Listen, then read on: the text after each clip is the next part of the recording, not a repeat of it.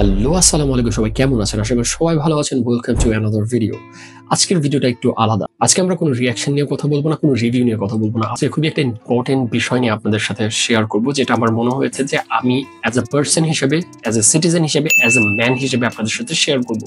Recently আপনারা একটা news দেখেছেন, সেটি হচ্ছে ইন্ডিয়াতে হয়েছে যে ইনসিডেন্টটা, সেটা হচ্ছে যে আতুল সুভাষ নামে একজন লোক, সে সুইসাইড করেছে এবং সেটার কারণ ছিল তার ওয়াইফের এক্সট্রিম প্রেশার। তাকে ডিভোর্স দেওয়ার পরে তাকে অ্যালিমনি নেওয়ার জন্য, অর্থাৎ তার ভরণ পোষণ নেওয়ার জন্য সে তাকে প্রেশার দিচ্ছিল এবং তার প্রেশারটা এমন পর্যায়ে ছিল সে অসহায় হয়ে লাইভে গিয়ে সুইসাইড অ্যাটেম্প করে।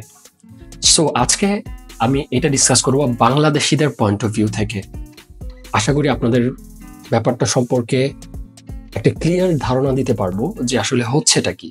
প্রথমত আমি এই ভিডিওতে শুরুতেই বলতে চাচ্ছি, I am not against women empowerment or any law that protects women rights. So আমি কথাগুলো বলবো সেই সমস্ত ফ্ল নিয়ে যেটা আইনের ভেতরে থেকে গেছে এবং যার জন্য একটা ছেলে সর্বোচ্চ লেভেলের পানিশমেন্ট পায়। ধরুন আমি একটা স্টোরি দিয়েই শুরু করি। ধরুন একটা ছেলে একটা মেয়েকে দীর্ঘদিন প্রেম করে বিয়ে করলো।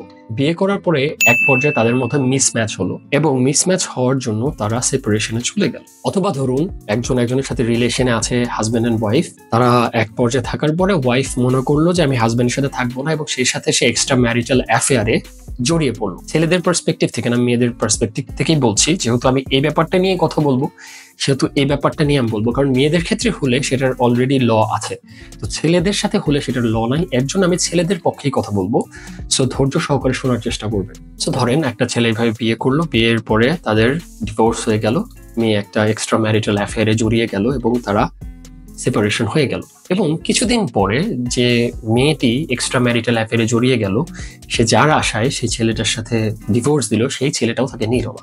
তখন সেই মেয়েটি রেগে আবার সেই ছেলেটার কাছে ফেরত আসতে চাইলো, যে তার হাজব্যান্ড ছিল, কিন্তু সেই ছেলেটি তাকে নিল না।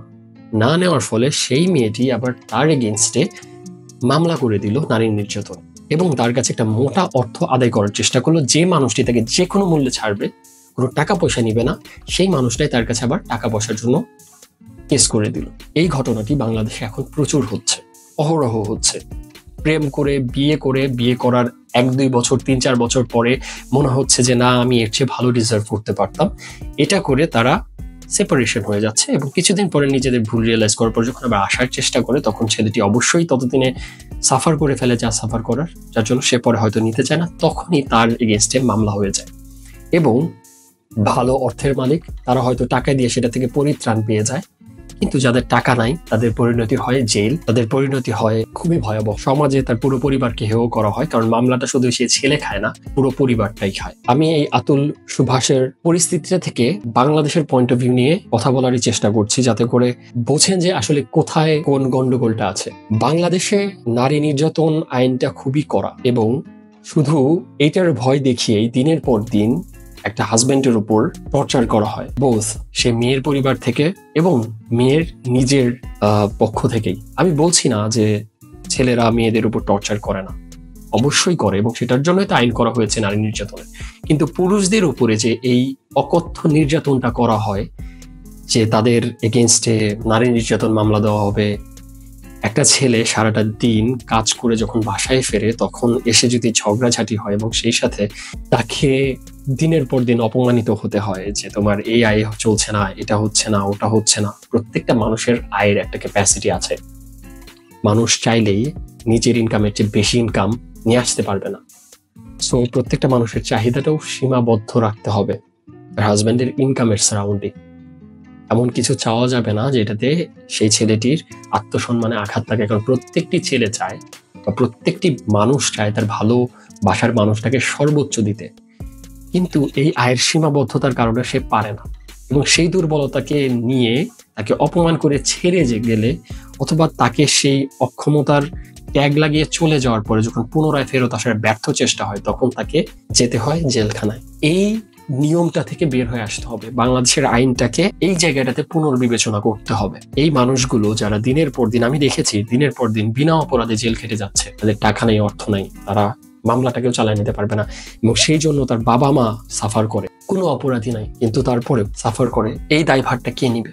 সো আমি আমার দিক থেকে চেষ্টা করব যে এই ব্যাপারটা রাইজ করার, এই ব্যাপারটা নিয়ে কথা বলার।